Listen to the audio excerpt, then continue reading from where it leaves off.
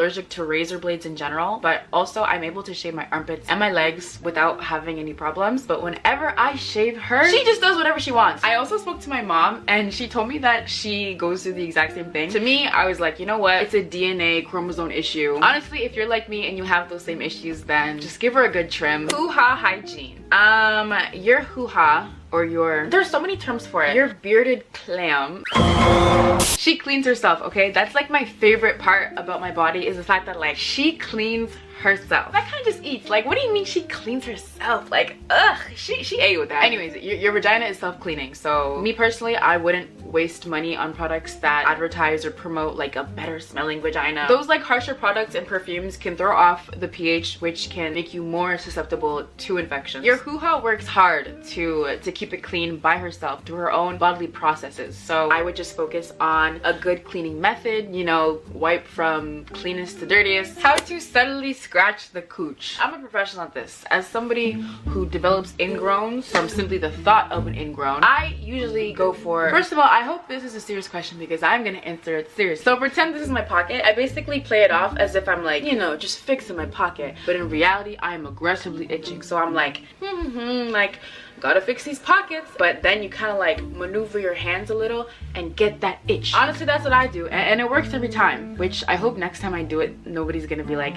oh, are you scratching your cooch? How to stop relying on makeup to look pretty and embrace your natural skin. I would say just start getting used to your face, because I was kind of feeling the same way where I didn't like my natural face or my natural skin. But I realized that that's because I barely gave myself time to appreciate it, because I would wake up, put on lashes, put on makeup, and then that makeup is not coming off until 11 p.m. at night. I take it off quickly and I go right to bed, and then I wake up and do the exact same thing. I think for me, the more I actually saw like my natural face and the more I went out with it, the more I was able to embrace it, and then the loving kind of gradually came. It wasn't instant, okay, I'll say that, because the first time I saw myself with makeup, I'm like, jump scare. And also wearing makeup, whether it's light makeup or heavy makeup, really doesn't matter as long as you're not substituting your value and your confidence for makeup, like putting it into those products. What's your motto in life? I have so many mottos and like quotes, because I'm like such a big quote person. Like, quotes literally fuel me. If I were to go to the hospital and they were to draw blood and like open me up, it would just be quotes like running through my bloodstream. Anyway, I don't know if this is a motto or just kind of a way of living that I'm trying to practice, but recently I've just been trying to focus on being the energy that I want to attract. Oh, look at that, it's on my shirt. I think that quote specifically resonated with me because I realized that if you keep thinking negative thoughts,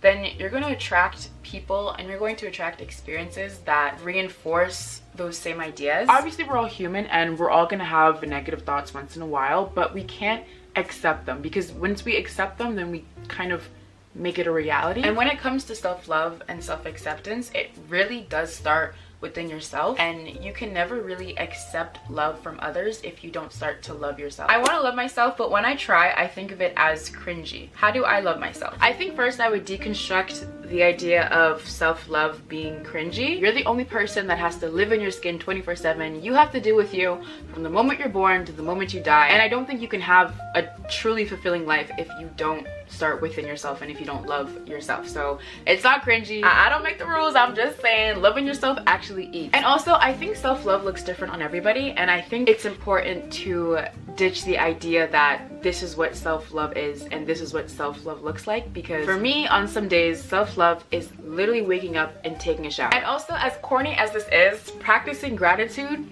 y'all, it actually works. I hate to say it, but gratitude actually works. Like, when I get into my very, very low moments, gratitude is honestly the only thing that really pulls me out of it. And also, when you're practicing gratitude, like, you can dig deeper. You don't have to just write like, oh, like, I love myself because I have a great smile or I have great eyes, which obviously are perfectly valid reasons. But you can be like, I love how honest I am. I love how I'm able to communicate with others. I love how trustworthy I am. I love how authentic I am. I love how people can come to me and they feel safe around me. Like, there's so many reasons to love yourself. You can't just stop at the exterior. There is a lot to appreciate about you. And don't make me name them, because I will. When you're getting head, do y'all ever come? Some things work really well for some people, and some things won't work at all. That's why you have to try everything. Like, at the end of the day, it's your body, and I also feel like it's your like responsibility to explore your body and explore what you like or what you don't like. I don't know if it's just me, but like, bro, I used to be so scared of my own vagina. Like, I wouldn't even like I wouldn't want to touch her. I wouldn't even want to like look at her. I would like avoid her for some reason, as if she was gonna grow a pair of teeth and start biting at me. I don't know why I had that whole phase when I was growing up, but like it's literally your body, okay? It's yours. It's your hoo-ha. It's your bearded clam. Just figure her out. I don't know if this is a good analogy, but I kind of think of it as like taste buds, where, you know, some people like spicy and some people like sweet, or some people like savory over salty. It's the same way where you kind of have to like try out different foods and flavors to figure out what is going to please your taste buds. Should you tell the other person that you're a virgin or not? Honestly, I just be lying sometimes. Like, bro, when people ask me, I be saying like 15 just for the gag. Honestly, some days it's 19, and you know, yesterday it was 9. It really is a toss-up these days. In general though, I think you should, and I think I'm going to, I guess. Like, if I'm serious enough about somebody, I probably would be honest about that. How do I use a vibrator?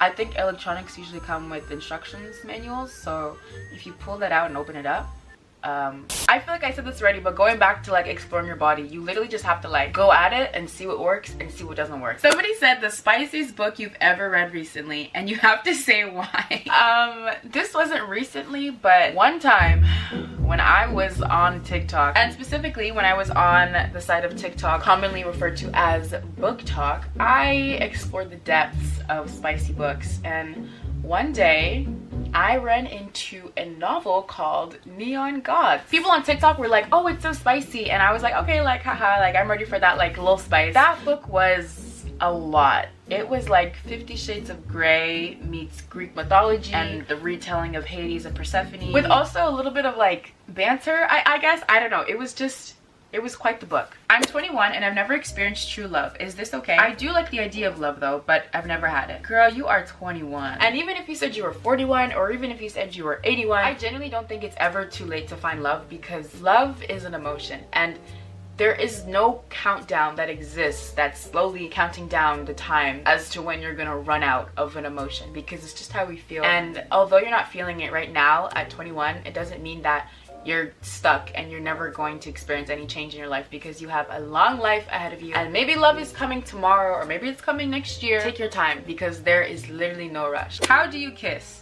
You're gonna want to bite down and then slowly, very slowly, drag your teeth across their lip, just kind of like graze it like you're skinning like a fruit or something. And you may hear them make noises, but that just means that they're extremely turned on. I'm kidding. I was actually gonna say watch a video, but like low-key we've all been watching videos since we were like 11. I don't think I'm the most, you know, knowledgeable person when it comes to kissing, but in general, you know, start close, lean in, gentle pressure, and find a good pace. Find a good rhythm. Everybody kisses differently, and also giving feedback helps, because sometimes you actually need to tell people like, hey, like maybe don't eat my mouth, or maybe try biting my lip, or maybe try doing something with your tongue, like, you know, like communicate. Need advice. So there's this guy I used to like, we became really close, but now I'm getting icks. I think it's okay to get icks, but like just don't let it end a relationship, because at the end of the day, like, bro, icks is something that I swear the internet just created like last year. I honestly just don't take them that seriously, because like, bro, I get the ick for myself. I'm probably gonna watch this video, and while I edit,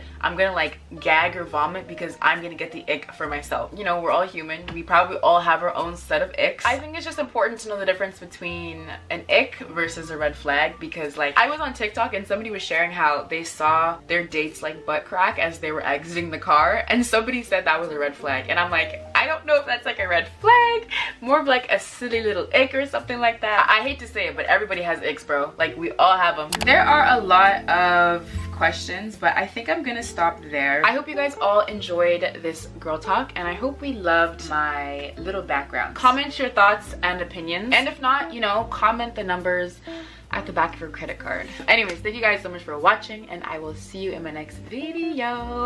Bye.